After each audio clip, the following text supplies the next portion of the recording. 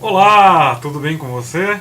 Espero que sim. Sejam todos muito bem-vindos aqui ao canal Transcendência. E o vídeo de hoje, ele foi motivado pela pergunta do nosso querido Augusto César Dark, um assinante aqui do canal, uma pessoa muito participativa. Um abraço aí ao Augusto César. E ele nos perguntou o seguinte: ele perguntou se a reencarnação, que é falada dentro da Umbanda, né, se ela nasce de uma influência kardecista ou se ela também está presente lá no candomblé. E eu achei muito interessante a pergunta, né, deve ser uma dúvida de muita gente, e resolvi fazer aqui um vídeo sobre o assunto. Então vamos tentar esclarecer, né? E aí o Augusto também perguntou se as duas filosofias elas trabalham conceitos de evolução espiritual. Então eu vou tentar dar uma passadinha também nessa pergunta dele, né? Vamos falar alguma coisa sobre isso também. Então, para nós entendermos a mentalidade do candomblé de uma forma geral, né, nós temos que recordar que o candomblé ele é uma religião nascida em um contexto de resistência e de miscigenação, né? Então ele não tem uma teologia unificada uma teologia unificada que foi transmitida através de escritos, de textos sagrados, né, ou de discussões dos doutos em relação àqueles textos, mas ele foi transmitido através da oralidade, né, ele dependia da memória, ele dependia, enfim, da memória de quem transmitia esses ensinamentos, né.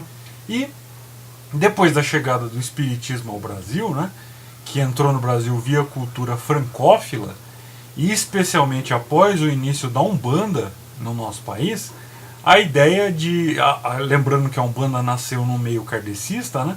Então a ideia de reencarnação ela foi sendo transmitida a esses grupos também do candomblé. Mas a ideia de reencarnação é uma ideia moderna, mas se você não assistiu o vídeo sobre reencarnação, dê um pulinho lá, dê uma olhada no vídeo. A reencarnação é uma ideia tradicional? Dá uma olhadinha lá que você vai entender as confusões que aconteceram em relação a esse conceito, das pessoas achando que era um conceito antigo ou coisa do tipo, mas na verdade a reencarnação é uma ideia moderna, né? Ela nasce na Alemanha com um filósofo, né, o Lessing, e depois ela é transmitida através de círculos socialistas franceses, né? E desses círculos de socialistas franceses ela acaba chegando no espiritismo. E por sua vez, com essa mútua influência Umbanda-Candomblé, né, espiritismo Umbanda e Umbanda-Candomblé, acaba sendo conhecida também pelos praticantes do Candomblé, e em alguns casos ela acaba sendo utilizada também, né? Agora, é óbvio que se a ideia é uma ideia moderna e europeia, ela era desconhecida nas religiões arcaicas da África, né? Essas religiões às quais os negros escravizados pertenciam. Aqueles negros escravizados que chegaram aqui ao Brasil pertenciam a essas religiões e, como não eram, digamos assim, como não eram religiões modernas, não tinham contato com essas ideias modernas ocidentais, obviamente que eles não conheciam essa ideia de reencarnação, né? Mas e aí, como é que o candomblé ele lida, por exemplo, com o pós-morte, né? Quais eram as ideias do pós-morte dentro das religiões arcaicas africanas que deram origem ao candomblé? Então, de maneira geral, né, o pós-morte nas religiões africanas ele é relatado da seguinte forma.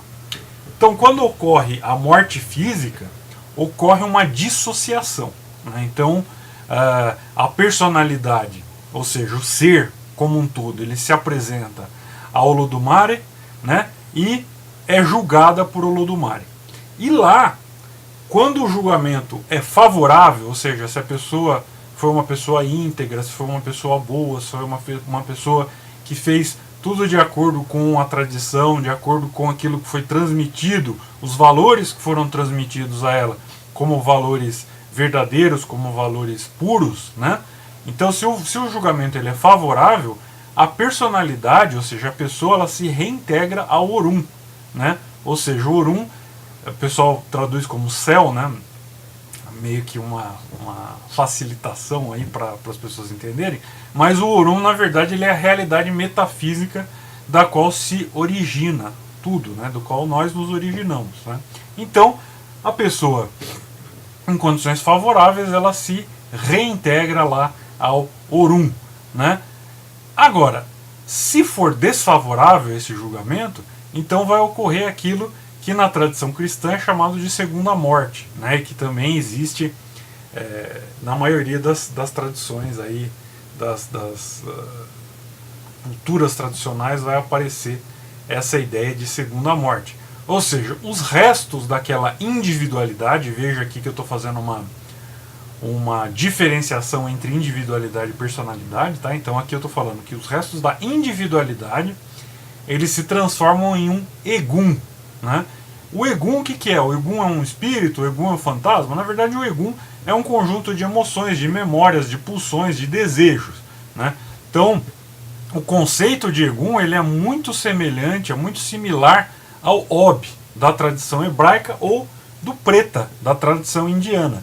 Então, se você der uma olhada, e aí eu recomendo você ver o vídeo lá da reencarnação, se a reencarnação é uma doutrina tradicional, e também o vídeo sobre o Gilgul Neshamot, né, sobre o conceito de Gilgul Neshamot, ou de ciclos, né, de renovações cíclicas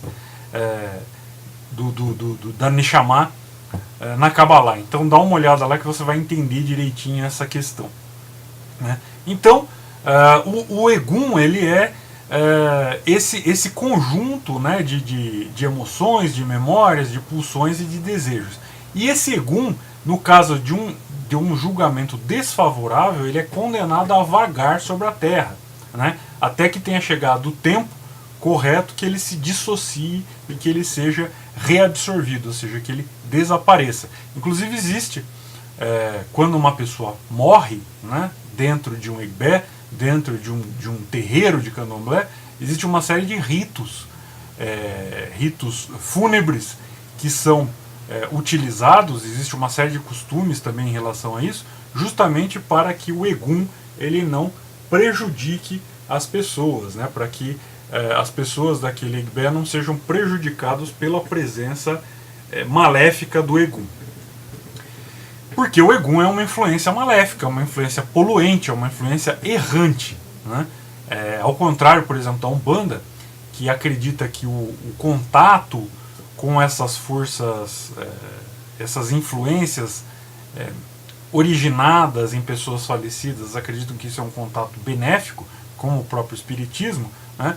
O candomblé e as religiões arcaicas africanas, as religiões tribais africanas, assim como o judaísmo, assim como o hinduísmo, enfim, assim como uma série de outras religiões tradicionais, acreditam que o contato com esses restos de pessoas, esses restos psicofísicos, sejam eles chamados de eguns, sejam eles chamados de Ob, sejam eles chamados de Preta, é um contato extremamente prejudicial, um contato poluente, um contato maléfico para a vida espiritual do indivíduo, né?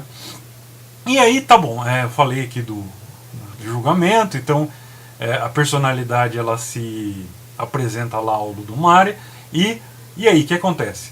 Bom, então durante o processo da morte, né, segundo essas religiões africanas, né, há 3 orixás presentes, né? Então aparecem 3 orixás. Então o Oiá, né, que seria aqui o orixá que traz a morte, né?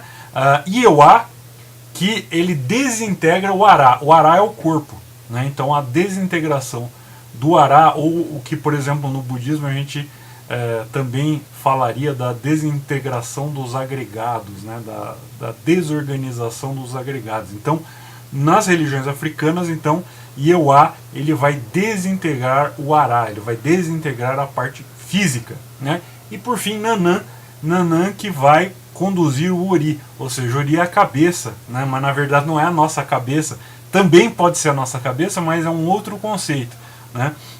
Na verdade o Ori, ele é a representação simbólica da nossa consciência, né? E também do nosso intelecto enquanto intelecto mesmo, né? Intelecto como sinônimo aí de vida espiritual. Então Nanã vai conduzir esse Ori, né? Essa cabeça simbólica, essa representação da consciência para o Orum, né? E aí é interessante porque, por exemplo, nessas religiões, nas religiões africanas, né, a alma, bem no sentido aristotélico mesmo, né, naquele sentido de ânima, né, é chamada de Emi, né? E o Emi, ele, que é o sopro da vida, ele se reintegra à sua fonte, né? Ele vai lá para o Orum, né? E uma vez conduzido a Orum, ele vai ser o Emi, o sopro da vida, ele se reintegra ao todo, né? Já o Ori, ou seja, a cabeça, né, a representação da nossa consciência, ele é levado, como eu disse, por Nanã, né, o orixá que leva a cabeça é Nanã, e ele será utilizado por Olodumare para fazer um novo ser, para criar um novo ser, né? Então é dito que o Ori, o nosso Ori, a nossa cabeça, a nossa consciência, nosso intelecto, né? Ele é recebido, por exemplo, de um avô, de um bisavô, de uma bisavó, ou seja, de um ancestral, né? E aí, por exemplo, na África você tem, por exemplo, nomes, né? Que se dão determinados nomes às pessoas. Então, por exemplo, Batundê, né? Batundê quer dizer o pai está de volta, né? Ou Yatundê, a mãe está de volta, justamente para simbolizar esse processo que nós chamamos aqui de metempsicose, né? Então, esse processo, né, de metempsicose, na verdade, ele é a representação de que a criança que nasce, ela é o prolongamento dos seus ancestrais, né? Ela é o prolongamento dos seus antepassados, né? E é interessante isso, né? Porque até se você estudar, por exemplo, a psicologia, a psiquiatria, né, nós vamos ouvir falar lá de atavismo, né? Então, o atavismo, ele justamente é uma confirmação, de uma certa forma, dessa ideia, né, de uma posteridade psicofísica, né, de uma posteridade que nós trazemos dos nossos antepassados, né? E é interessante porque nas famílias reais africanas, né, se consulta o oráculo, né, o Ifá, para que seja determinado qual é o ancestral do qual o futuro rei, né, o príncipe, ele recebeu o Ori que foi dado por Olodumare, né? Então, ou seja, esse prolongamento, né, essa posteridade, essa veneração em relação àquilo que foi legado pelos ancestrais, né, ele é algo presente em todas as culturas tradicionais. Então, por exemplo, é algo que está muito presente na cultura chinesa, né, algo que está muito presente na cultura indiana, né? Então, é muito interessante ver como todas essas tradições, né, em locais tão distantes geograficamente, elas têm uma série de pontos aí em comum, né? E aí, óbvio, fica claro aqui que nem quando nós estamos falando em metempsicose, nem quando nós estamos falando em atavismo, nem quando nós estamos falando nessa questão, né, de herdar o Ori do ancestral, em nenhum desses casos nós estamos falando de reencarnação, né? Não tem qualquer relação com o conceito de reencarnação, né?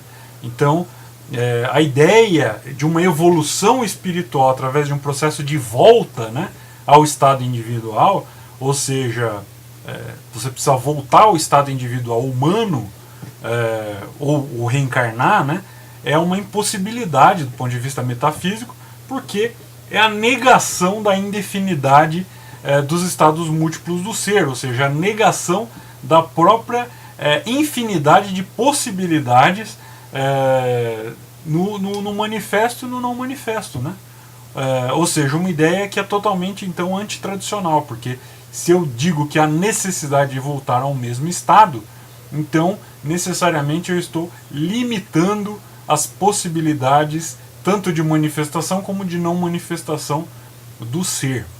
Então eu acabo trazendo aí uma limitação extrema a algo que é indefinidamente limitado, ou seja, é limitado porque não é o absoluto, mas não dá para definir, né, a medida dessa limitação, e do nosso ponto de vista individual acaba sendo quase que sinônimo de ilimitado, né? Ou seja, as possibilidades apresentadas nas diversas manifestações do ser, elas são praticamente ilimitadas. Não são absolutamente ilimitadas porque não se trata do absoluto, mas são indefiníveis, vamos dizer assim, né? De tão grandiosas e de tão múltiplas.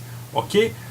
Então, desculpa, porque eu às vezes tenho que falar um pouco rápido justamente para tentar fazer entender esses conceitos, mas então Augusto aí e outras pessoas que tinham dúvida em relação a isso, então nem o candomblé e nem as religiões tradicionais, arcaicas, tribais da África tem qualquer coisa a ver de fato com reencarnação, né? Apesar de que, como é uma religião que foi manifestada e que foi estruturada no Brasil e que recebeu uma série de influências, inclusive influências de conceitos errôneos, então há, de certo, alguns praticantes que vão falar em reencarnação, mas isso não quer dizer que a tradição trazida por essas pessoas escravizadas para o Brasil tinha qualquer relação com o conceito de reencarnação. Ok? Então, se você gostou do vídeo, deixa aí o seu joinha, curta, compartilhe com seus amigos se você gostou, inscreva-se no canal, vou deixar aqui na descrição os links para você poder adquirir os meus mais recentes livros, e até o nosso próximo vídeo. Obrigado pela sua atenção e tchau!